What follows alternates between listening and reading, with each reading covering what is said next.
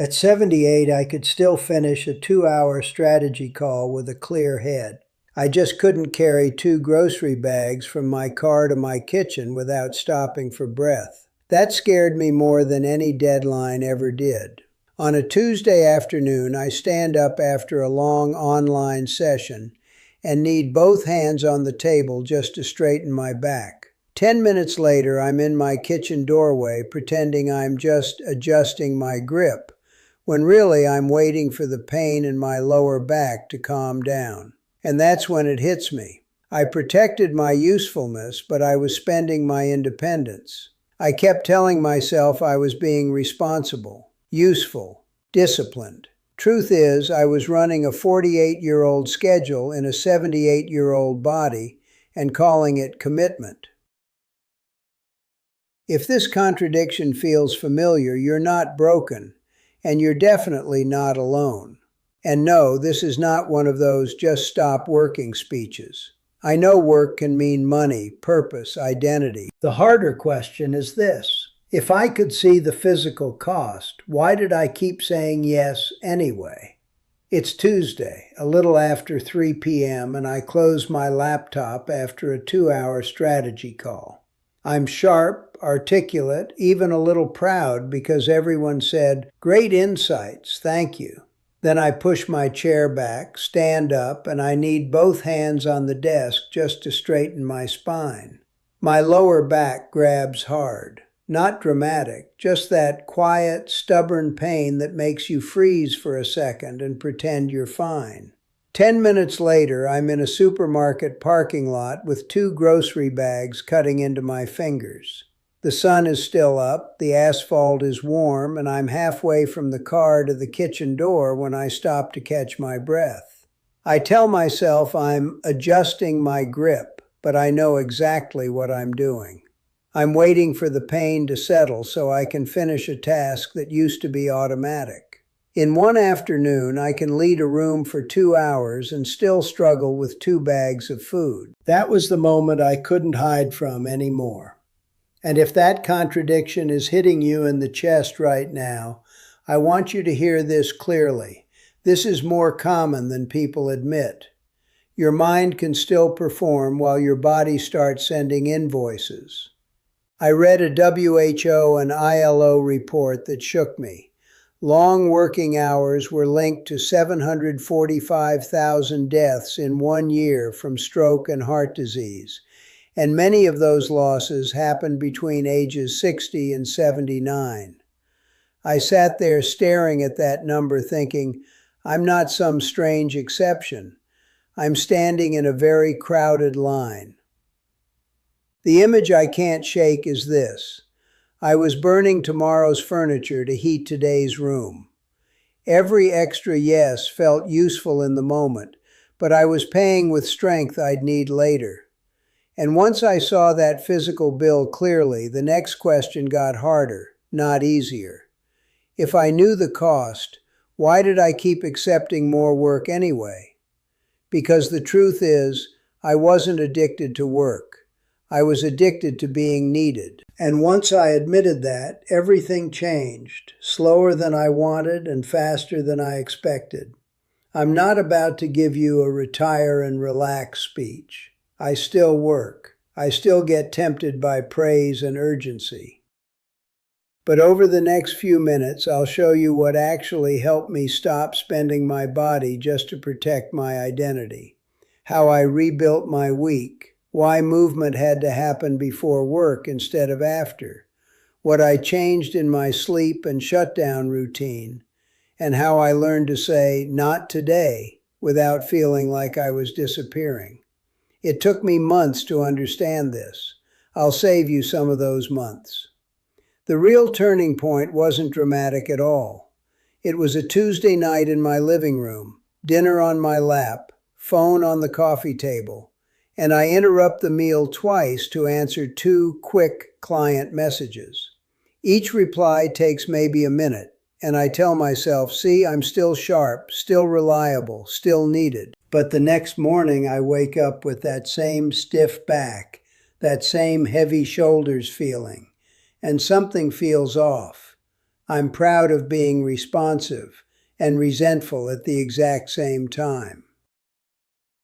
Looking back, that was the moment I finally saw it clearly.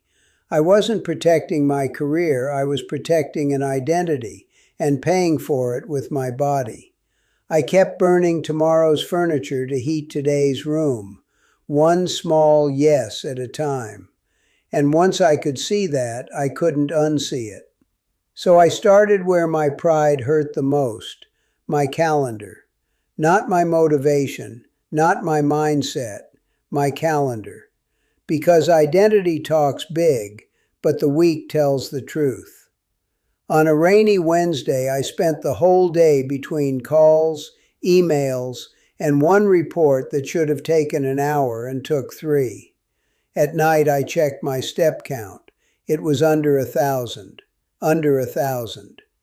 I remember staring at that number like it was a typo, then waking up the next morning stiff in my hips, cranky, and pretending bad sleep was just age. It wasn't just age, it was design. And if your day keeps disappearing before your body gets any care, that is not a character flaw. That is a schedule problem. That's when I stopped asking, how do I find time to move? And started asking, what gets protected first? For me, what worked was simple and annoyingly unglamorous. On work days, I walked 25 minutes before the first task, then 10 minutes of mobility. No heroics, just done before work can steal the day. Because if I leave movement for later, later becomes never with better grammar. Now I know the objection because I used it for years. I can't just stop working. I agree. Some people need the income. Some need the structure. Some of us genuinely love contributing.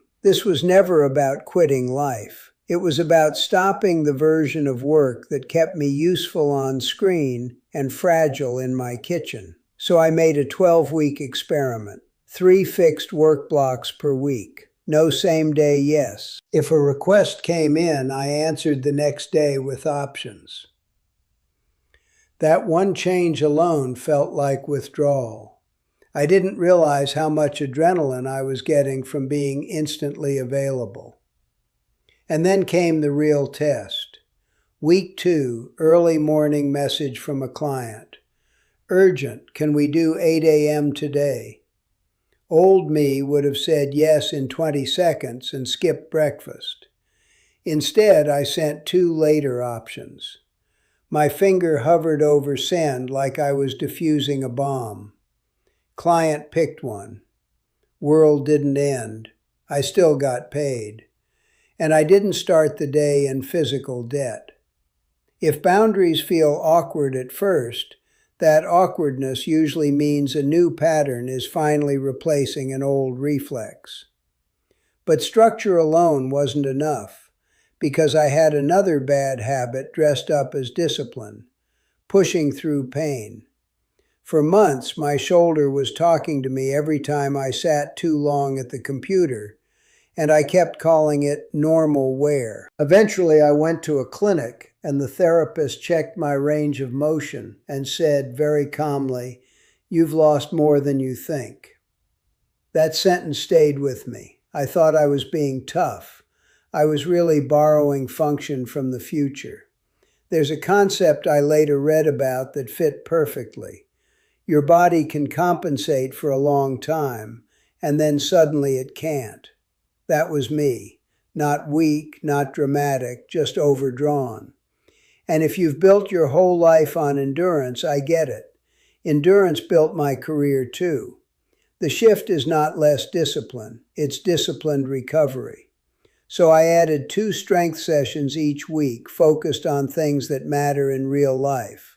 Legs, hips, grip, and getting up from the floor without negotiating with furniture. Then I had to fix nights because my evenings were basically a second shift in disguise. I created a shutdown ritual. Screens off, light dinner, consistent sleep window.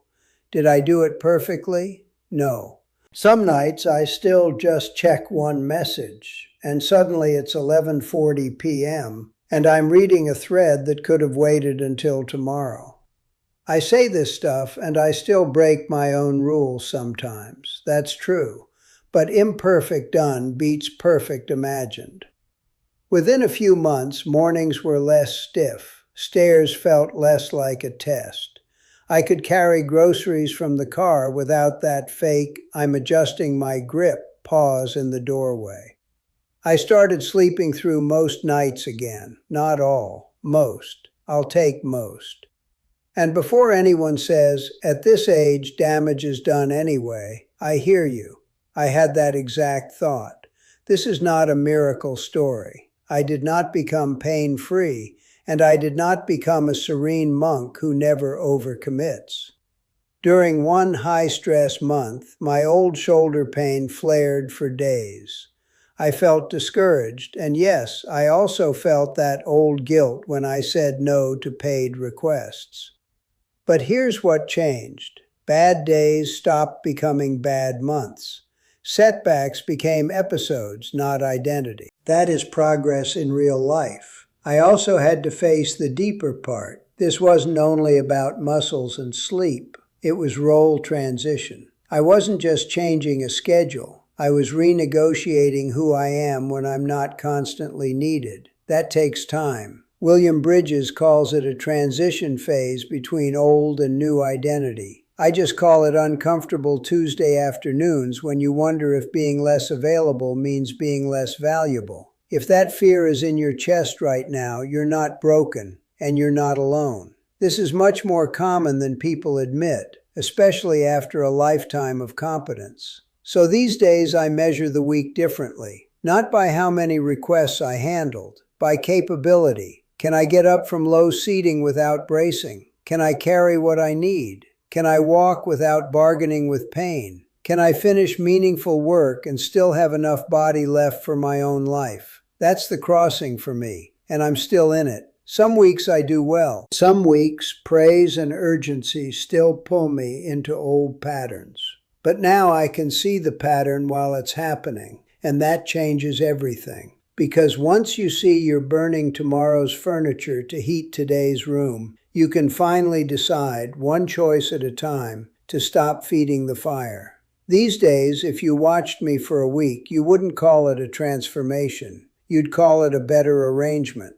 I still work. I still care about doing good work. I still like hearing, that helped, thank you. But work is no longer the center pole holding up my whole identity. It's one part of the tent now, not the entire structure. What's better is very concrete. I wake up less stiff than before. Not every morning, but most. I can get out of a low chair without planning it like a small engineering project. I can carry groceries from the car to the kitchen without that fake pause at the doorway pretending I'm adjusting my grip. Stairs don't feel like a negotiation every single day. That matters more to me than sounding impressive on a call. What still bothers me is also concrete. In a high-stress week, my shoulder still flares. If I let urgency run the schedule for 3 or 4 days, my sleep gets messy fast, and the old back tension starts knocking again.